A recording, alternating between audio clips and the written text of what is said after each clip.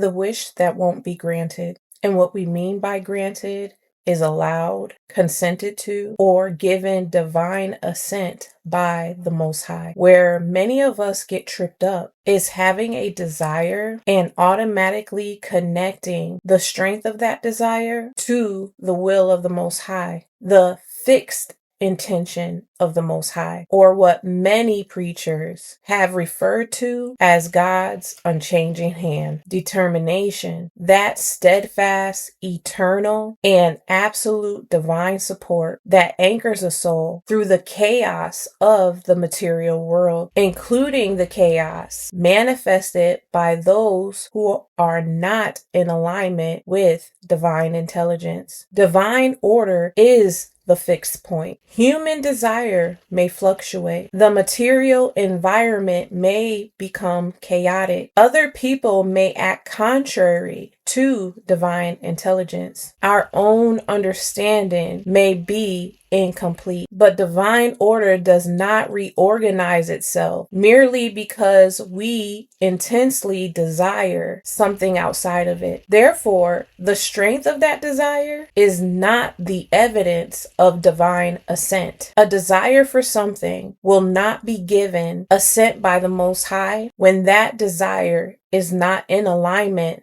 with divine order. The Most High steadfastness is precisely what prevents the profane from becoming holy merely because we have become attached to it. The wish won't be granted because divine order will not consent to its own contradiction. And this is where a desire disconnected from divine order can become the root of what I am referring to here as addiction, not necessarily clinical addiction, but a condition of repeated occupation with a desire that cannot produce the satisfaction being sought. To have a very strong desire or yearning for someone or something while the Most High does not consent means every continued attempt to fulfill that persistent desire can further establish the condition of being habitually occupied with it. We may become dependent not only upon the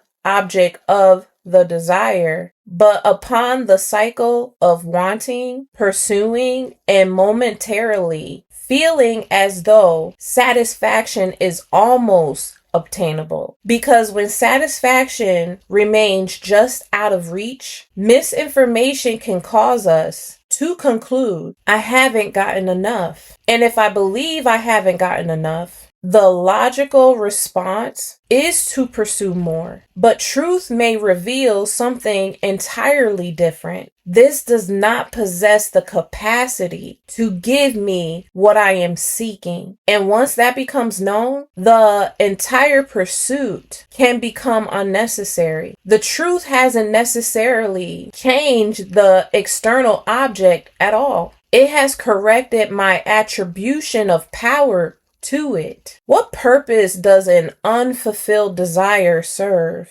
When we continue attributing satisfaction to something incapable of satisfying us. Yearning itself is not necessarily the problem. The problem is yearning without knowing that the Most High is not in agreement, because without that knowledge, we can confuse the profane with what the Most High deems holy. We can mistake the intensity of craving for evidence of divine assent, and persistent dissatisfaction does not necessarily cause us to walk away. Without knowledge, we may interpret dissatisfaction as evidence that we need more of the very thing that isn't satisfying us. The established condition perpetuates behavior corresponding to itself until information changes the condition. If I believe that this is my source of satisfaction, then when that satisfaction is absent, I may naturally continue orienting myself towards it. I am unsatisfied, therefore I need more of it. But truth may reveal I am unsatisfied because this cannot provide what I have attributed to it. Dissatisfaction is information. Interpretation determines what we do with it. Misinterpret dissatisfaction, and it can send us deeper into pursuit. Correctly interpret it, and the very same dissatisfaction can become information that helps release us from the pursuit. This is why knowledge of the truth is liberating. Truth interrupts a cycle that misinformation was sustaining. We do well, then, to remember that assent from the Most High requires our agreement with divine order. Prioritizing a desire above divine order reveals that we do not properly respect our connectivity to Source. And when that happens, our condition has a consequence that follows. The consequence may be an unfulfilled desire, accompanied by an inability to cease the strong craving despite the abnormal dependency. The compulsive dependence upon the feeling accompanying an unsatisfied state. Not satisfied, not filled. And instead of automatically interpreting that condition as evidence that we need more, perhaps we should examine what the dissatisfaction is telling us, because satisfaction reveals alignment more reliably than craving does. If we ever find ourselves continually questioning where the Most High stands while remaining trapped in confusion, we should also understand that the lack of clarity may itself be a consequence of our present state of being. The Most High is not the author of confusion in such a way that coming into the knowledge of truth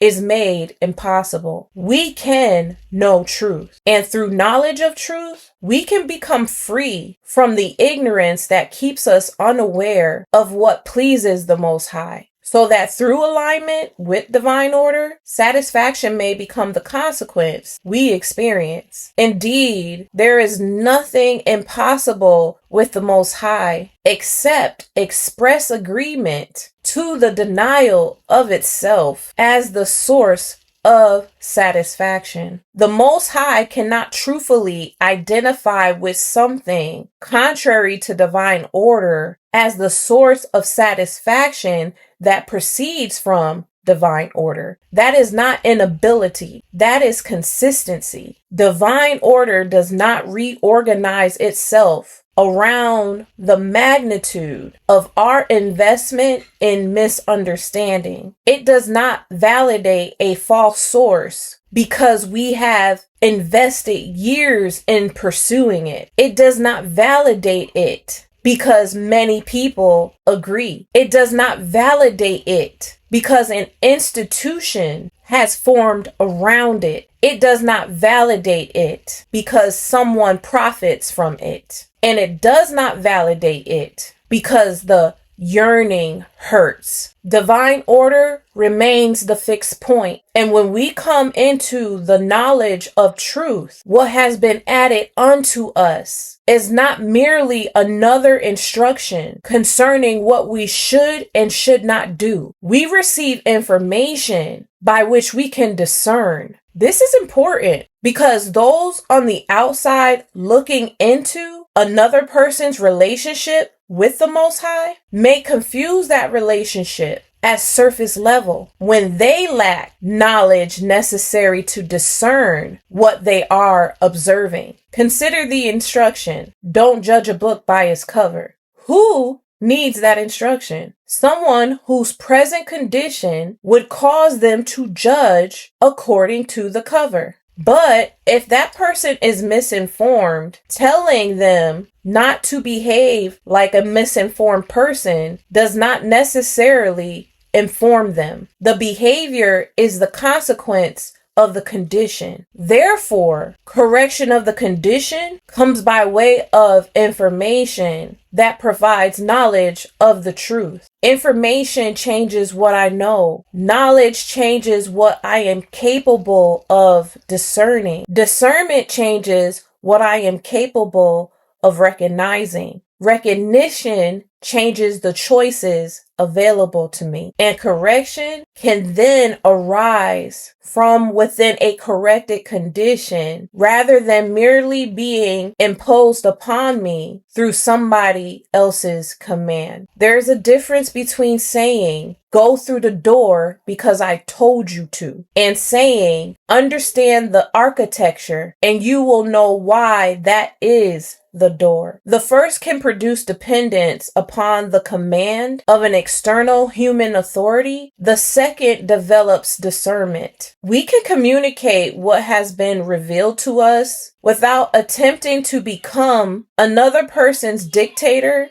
or absolute ruler. That is not our position. That position belongs to the Most High. And perhaps that's another way we come to know the wish that won't be granted. The Most High will not give assent to our attempt to occupy a position that belongs to the Most High. Saying truth does not establish that we are communicating truth. Saying I am not your authority does not establish that we are not behaving as one. Calling something holy does not make it holy. Calling something satisfaction does not mean it satisfies. Names do not override condition. The fruit reveals the condition. It is the will of the Most High that we have knowledge, and through that knowledge become increasingly aware of our position so that we can make the necessary corrections as truth is unfolded to our minds according to what we are presently able to hold. And through our cycles of growth, our hearts and minds expand to hold more. Growth does not eliminate our dependence upon the Most High.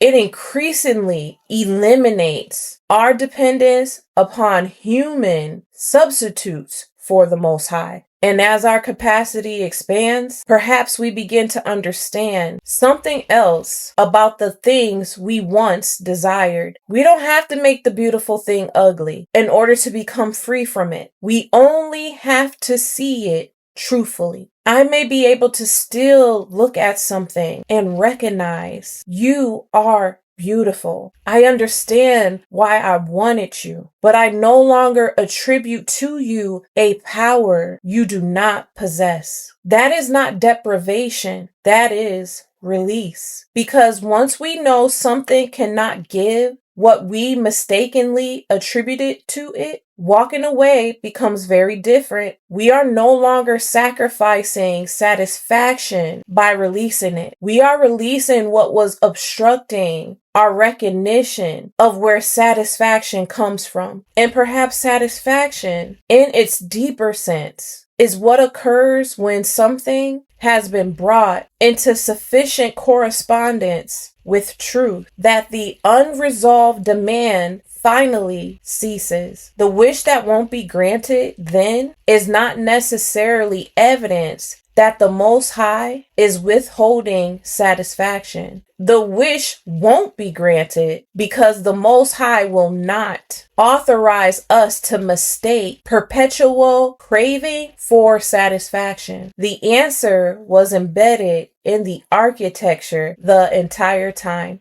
The challenge was never forcing the structure to open where we wanted it to open. It was acquiring enough information to recognize how the structure actually works. And when truth corrects the condition, the wish that won't be granted stops looking like something being withheld. It becomes information about where satisfaction actually resides. I'm capturing my journey. Feel free to like, share, comment, and subscribe if you get the picture.